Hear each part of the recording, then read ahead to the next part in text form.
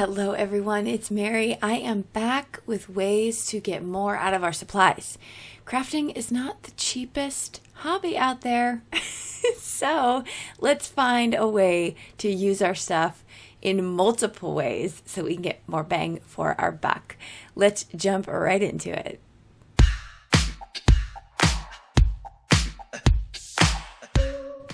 All right, I am starting out with my Butterflies 1 set. I'm so excited that scrapbookcom released this because I was in some desperate need for some new butterfly dies.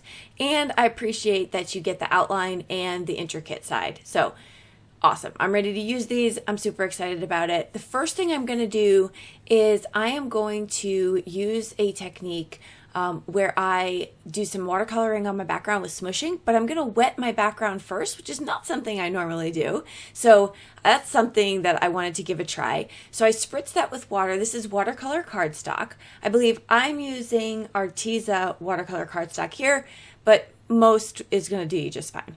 And then I'm going to take out some Catherine Pooler minis. Now, I love these because, well, for one, I have one of the sets in the party collection. I keep them off to the side, and they just mix into a whole bunch of great colors. So then I'm going to spritz the actual ink and my paper again, and I'm just going to lay it in there. Now, what this is doing is because the paper's already wet, it's making it mix so much more smoothly, and I loved that. I didn't have to work for it as hard. I am using my glass mat here today. One of my favorite things to use.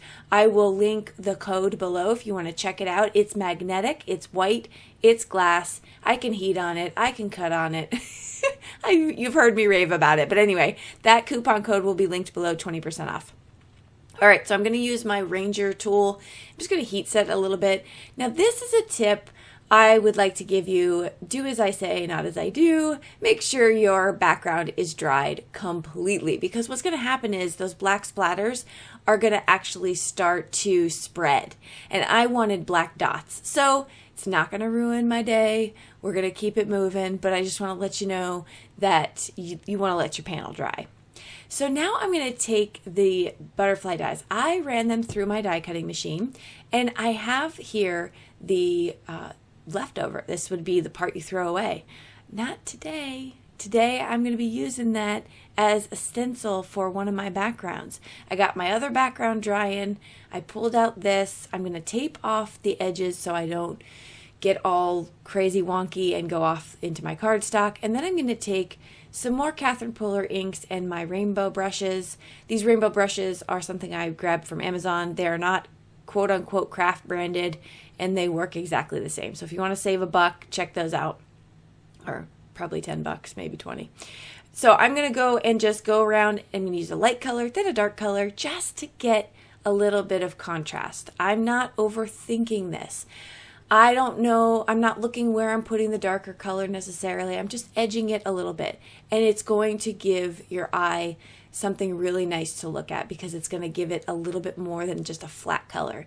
So have fun with it. Don't overthink it. But this is going to be one of the new ways I use my dies. Okay, that's the first one, is as the stencil piece. For this way, I'm going to take some sticky ink and my die cut. This is the more intricate one. And I'm going to get it all nice and sticky here, because this is the clear ink I'm going to use some embossing powder with. And then I'm going to take out my gold glittery embossing powder. This is from Brutus Monroe. And I'm just going to pour that over it. And I'm going to leave that powder in my little coffee filter. Coffee filters are great because the embossing powder does not stick to them. You can just empty it right out, as long as there's no sticky pieces in there, like if you don't get some ink inside your coffee filter. But then I'm going to use my little silicone tweezers. These aren't tweezers. They're actually tongs that I got from the Dollar Tree. But I'm going to use those because of their silicone. I can just heat set with them. You'll see. And I'm going to do all three at once. See, I kept the powder right in there, and then I'm just going to smush it around, and I'm not going to, again, not worry about every single piece being covered. But you want to be careful with your fingers, because once you put your fingers into that gold embossing powder, you don't want to bring it right back over to your ink pad. I'm sharing all of the lessons learned as I went through it the hard way, just so you don't have to. Okay, so now I have my 3. I'm using this paper towel because I didn't want additional sticky stuff everywhere, so I just pulled it out. Got my Wagner heat tool set to the higher setting, let it warm up for at least a minute, and then I'm going to just melt my embossing powder, and here we have this beautiful sparkly gold. I love it. I think they're fun. Now I have 3 of my butterflies. Okay, so let's get to assembly here. The first one is I'm going to cut down my card panel a little bit, and I was originally going to use all 3 on this one card, but I then decided not to, so I'm going to pull out my new, very new to me, glitter cardstock from Tonic.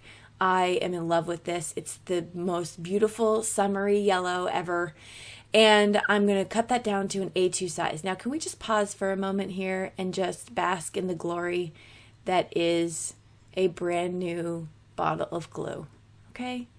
I have had my Barely Art glue forever. I want to say at least 2 years. It has to be 2 years. Yes, because I was using it before COVID, right? Yeah, so, and it just was kept on kicking. I think there's glue still in it that I can transfer, but the nozzle just went kaput. And so I got a brand new bottle, and life is just so joyous. You know, you got to find the small things. All right, back to the card. So here I have my card panel you saw I was starting to assemble. I'm going to use this scrapbookcom adhesive foam tape. It is my go-to. And then I'm going to take out some string I had in my stash, and I'm just going to attach it to the back. Now, this is all sticky, right? So this makes this super duper easy. And I'm just going to wrap it around, right? First, I go straight, then I go at an angle, and then I go back around at another angle. And now I have this fancified looking twine here around, and it adds a little something extra to my card. So huge fan of twine. Don't know why I don't pull it out enough. But what I also love about this foam adhesive is it's super sticky. So it's going to stick to that glitter cardstock perfectly fine. Also, if you don't want to waste that glitter cardstock, cut out the center and put it away, put it off to the side, use it for other stuff. So I didn't do it with this one. I think I was just in a rush. Now I'm going to pull out these little square, they're almost like glue dots, except they're in square form, but it doesn't really matter when I yank it off because it's pliable and I can just make it fit the shape I want to, which was the center of the body of that butterfly.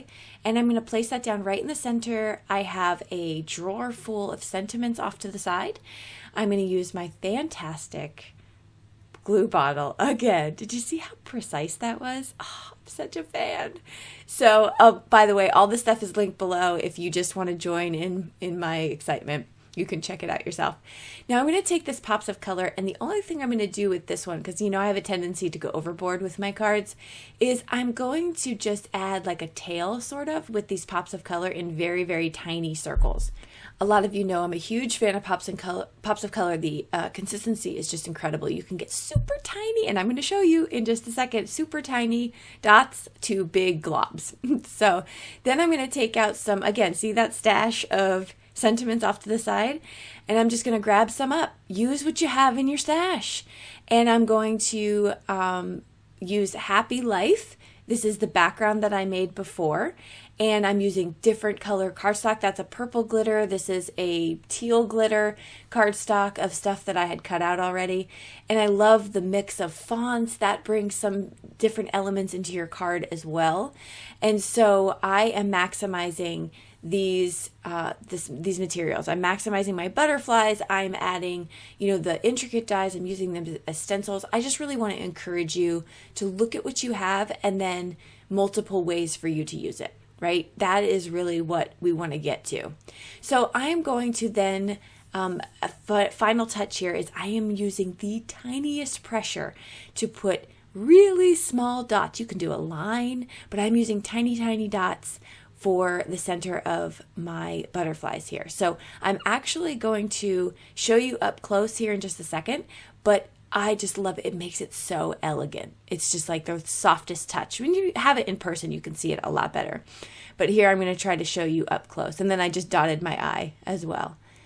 So that's our card number 2, and that is it. I will show you a third card that I came up with using these materials because I, again, wanted to use all 3 of my butterflies and get the most out of my supplies.